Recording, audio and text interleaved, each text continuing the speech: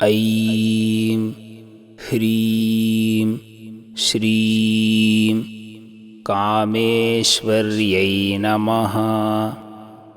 ऐं ह्रीं श्रीं कामशक्तये नमः। ऐं ह्रीं श्रीं कामसौभाग्यदायिन्यै नमः। ऐं ह्रीं श्रीं कामरूपायै नमः। ऐं ह्रीं श्रीं कामकलायै नमः। ऐं ह्रीं श्रीं कामिन्यै नमः। ऐं ह्रीं श्रीं कमलासनायै नमः। ऐं ह्रीं श्रीं कमलायै नमः। ऐं ह्रीं श्रीं कल्पनाहीनायै नमः। ऐं ह्रीं श्रीं कमनीयकलावत्यै नमः। ऐं ह्रीं श्रीं कमलाभारतीसेव्यायै नमः।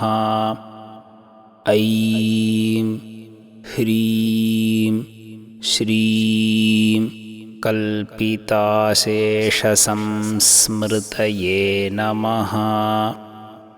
ऐं ह्रीं श्रीं अनुत्तरायै नमः।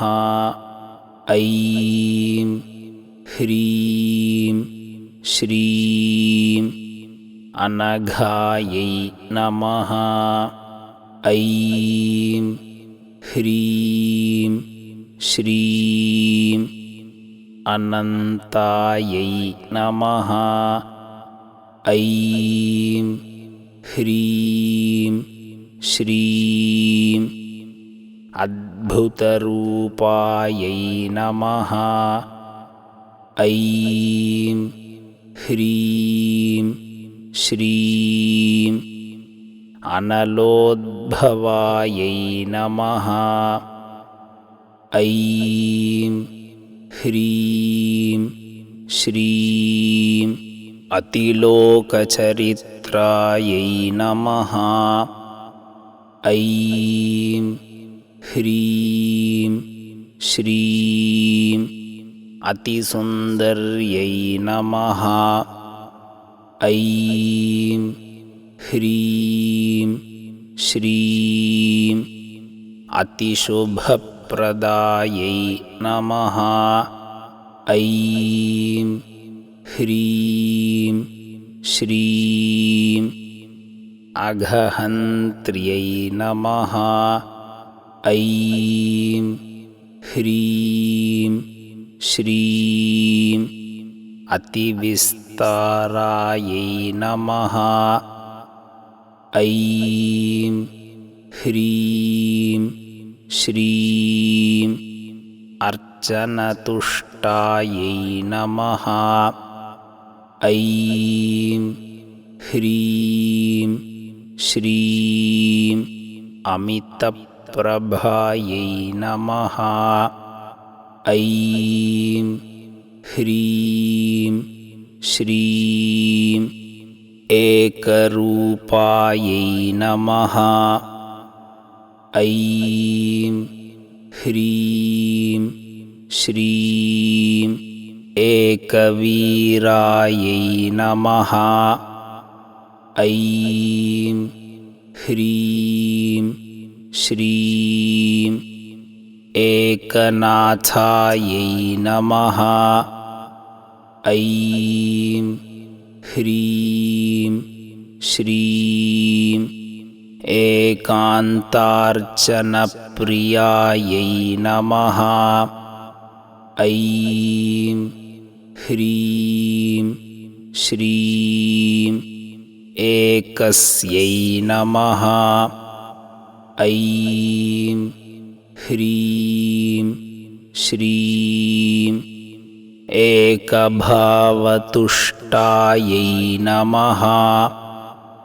ऐं ह्रीं श्रीं एकरसायै नमः। ऐं ह्रीं श्रीं एकान्तजनप्रियायै नमः। ऐं ह्रीं श्रीं एधमानप्रभावायै नमः। ऐं ह्रीं श्रीं एधद्भक्तपातकनाशिन्यै नमः।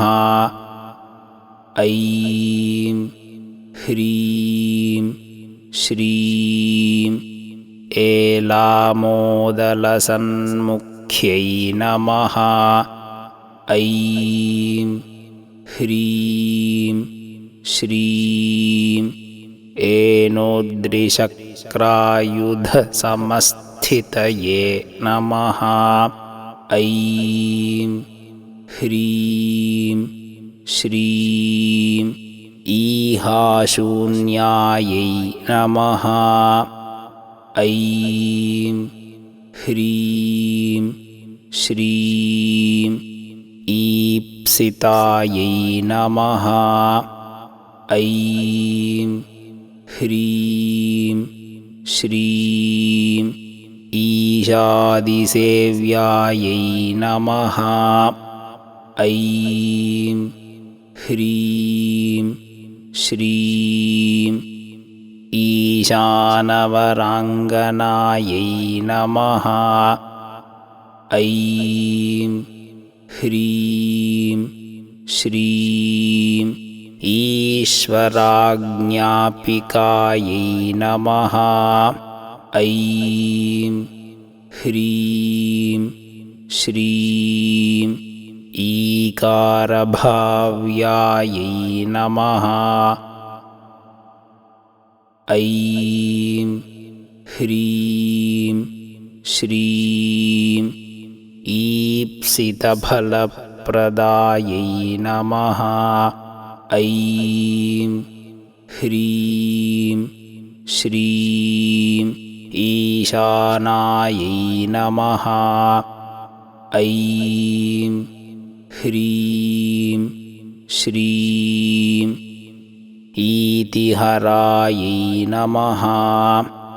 ऐं ह्रीं श्रीं ईक्षायै नमः।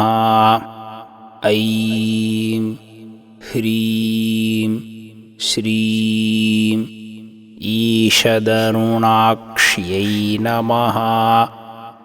ऐं ह्रीं श्रीं ईश्वरेश्वर्यै नमः।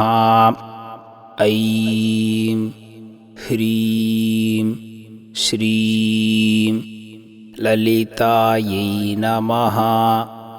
ऐं ह्रीं श्रीं ललनारूपायै नमः। ऐं ह्रीं श्रीं लयहीनायै नमः। ऐं ह्रीं श्रीं लसत्तनवे नमः। ऐं ह्रीं श्रीं लयसर्वायै नमः। ऐं ह्रीं श्रीं लयक्षोण्यै नमः। ऐं ह्रीं श्रीं लयकर्त्र्यै नमः। ऐं ह्रीं श्रीं लयात्मिकायै नमः। ऐं ह्रीं श्रीं लघिमायै नमः। ऐं ह्रीं श्रीं लघुमध्याढ्यायै नमः। ऐं ह्रीं श्रीं ललमानायै नमः। ऐं ह्रीं श्रीं लघुद्रुतायै नमः। ऐं ह्रीं श्रीं हयारूढायै नमः। ऐं ह्रीं श्रीं हतामित्रायै नमः। ऐं ह्रीं श्रीं हरकान्तायै नमः। ऐं ह्रीं श्रीं हरिस्तुतायै नमः। ऐं ह्रीं श्रीं हयग्रीवेष्टदायै नमः। ऐं ह्रीं श्रीं हालाप्रियायै नमः। ऐं ह्रीं श्रीं हर्षसमुद्भवायै नमः। ऐं ह्रीं श्रीं हर्षणायै नमः। ऐं ह्रीं श्रीं हल्लकाभाङ्ग्यै नमः। ऐं ह्रीं श्रीं हस्त्यन्तैश्वर्यदायिन्यै नमः। ऐं ह्रीं श्रीं हलहस्तार्चितपदायै नमः। ऐं ह्रीं श्रीं हविर्दानप्रसादिन्यै नमः। ऐं ह्रीं श्रीं रमायै नमः। ऐं ह्रीं श्रीं रमार्चितायै नमः। ऐं ह्रीं श्रीं राज्ञै नमः। ऐं ह्रीं श्रीं रम्यायै नमः। ऐं ह्रीं श्रीं रवमय्यै नमः। ऐं ह्रीं श्रीं रत्यै नमः। ऐं ह्रीं श्रीं रक्षिण्यै नमः। ऐं ह्रीं श्रीं रमण्यै नमः। ऐं ह्रीं श्रीं राकायै नमः। ऐं ह्रीं श्रीं रमणीमण्डलप्रियायै नमः। ऐं ह्रीं श्रीं रक्षिताखिललोकेशायै नमः। ऐं ह्रीं श्रीं रक्षोगणनिषूदिन्यै नमः। ऐं ह्रीं श्रीं अंहोन्तकारिण्यै नमः। ऐं ह्रीं श्रीं अम्भोजप्रियायै नमः। ऐं ह्रीं श्रीं अन्तकभयङ्कर्यै नमः। ऐं ह्रीं श्रीं अम्बुरूपायै नमः। ऐं ह्रीं श्रीं अम्बुजकरायै नमः। ऐं ह्रीं श्रीं अम्बुजजातवरप्रदायै नमः। ऐं ह्रीं श्रीं अन्तस्थायै नमः। ऐं ह्रीं श्रीं अम्रूपिण्यै नमः। ऐं ह्रीं श्रीं अन्तर्वचोमय्यै नमः। ऐं ह्रीं श्रीं अन्तकारातिवामाङ्कस्थितायै नमः। ऐं ह्रीं श्रीं अन्तःसुखरूपिण्यै नमः।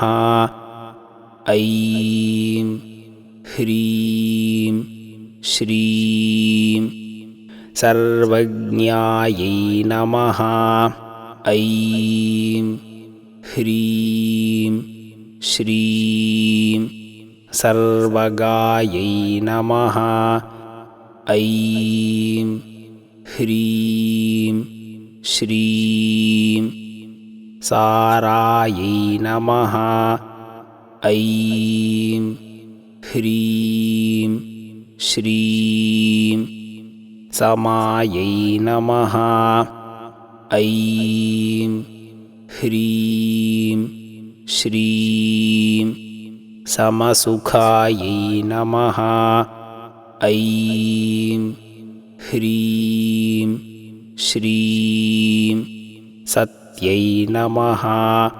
ऐं ह्रीं श्रीं सन्तत्यै नमः। ऐं ह्रीं श्रीं सन्ततायै नमः। ऐं ह्रीं श्रीं सोमायै नमः। ऐं ह्रीं श्रीं सर्वस्यै नमः। ऐं ह्रीं श्रीं साङ्ख्यायै नमः। ऐं ह्रीं श्रीं सनातन्यै नमः। इति सौभाग्य अष्टोत्तरशतं सम्पूर्णम्।